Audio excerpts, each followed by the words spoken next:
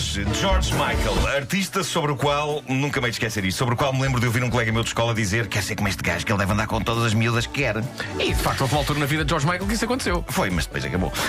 Bom, durante uns tempos, esse meu colega assumiu como objetivo de vida transformar-se no George Michael português. Ele chegou a tentar usar aquele penteado, embora o penteado que o George Michael tinha nos anos 80 não fosse fácil de um rapaz fazer em casa sozinho. Não, era cabelo à Lady Di.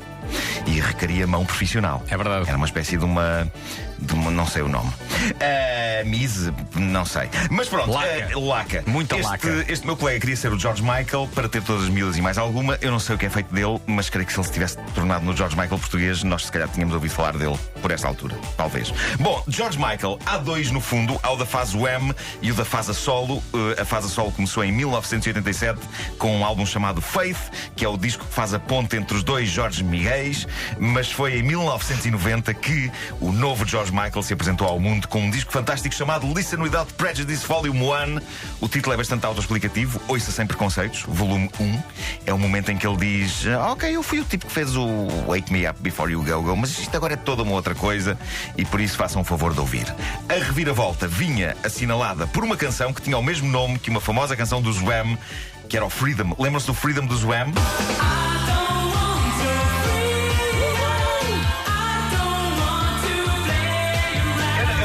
Que eu gosto do Freedom dos Wham. É uma daquelas canções estupidamente felizes da era da nossa vida em que não tínhamos preocupações. Eu tinha 13 anos quando o primeiro Freedom saiu. Ainda não havia IRS nas nossas vidas.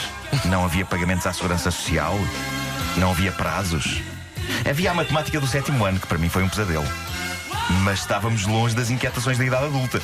E o próprio George Michael, sendo mais velho e certamente já pagando impostos, também estava longe das inquietações da idade adulta. Mas esqueçamos agora o Freedom de 84, porque é o de 90 que importa agora. Isto é a versão do videoclipe, tinha cenas a borbulhar. O meu primeiro contacto com esta canção foi com este incrível teledisco, também conhecido como a maior concentração de miúdas super giras da história da humanidade. Todas as supermodelos da altura entram nisto. Todas. Que o George Michael se passava. Essa era uma das piadas do videoclipe. Era o conceito de George Michael neste Freedom, que era assinalar a liberdade de largar a pele de ídolo pop que vive tanto ou mais da imagem do que da música.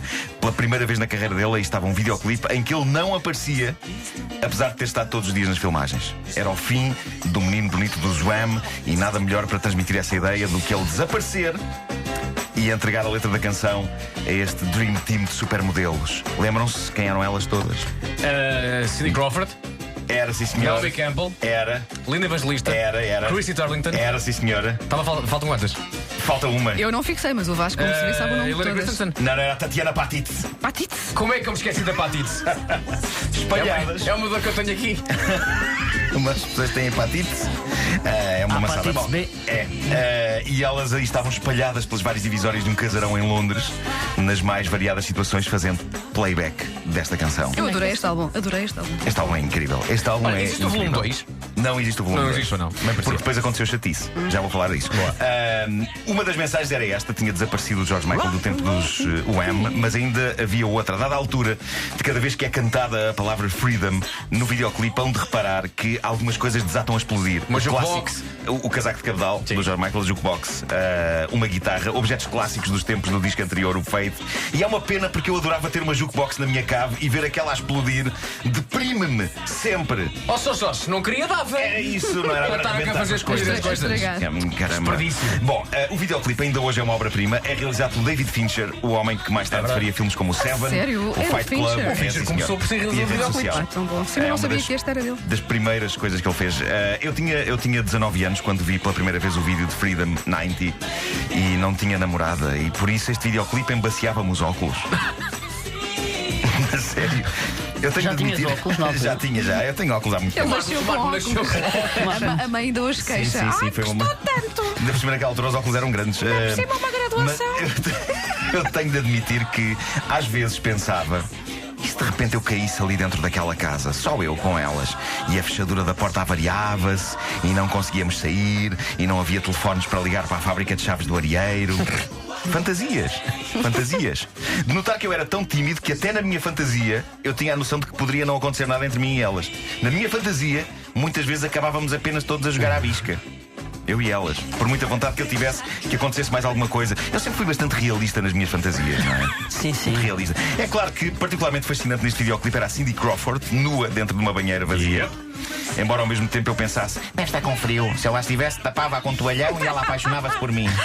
Ai, eu achava que um toalhão podia ser a única coisa a separar-me de uma boa relação com Cindy Crawford. Ou com qualquer outra mulher. Olha, mas nunca se sabe, Nuno, nunca se sabe. Durante Não uns seria mesmo. tempos da minha juventude, eu andei à procura de uma mulher sobre a qual eu pudesse largar um toalhão.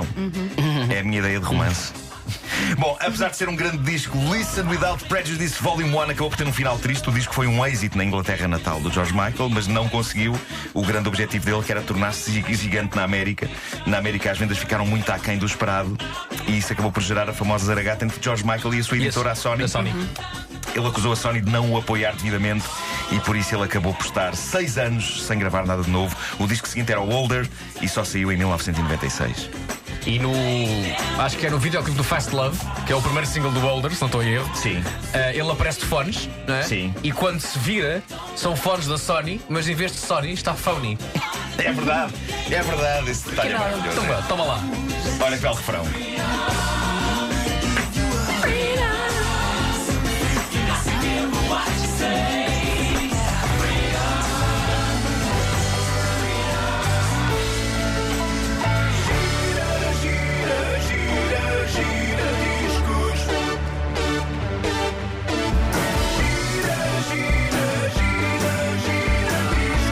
Este jingle, este genérico do David Fonseca é tão bom que eu gostava que ele fizesse uma música disto.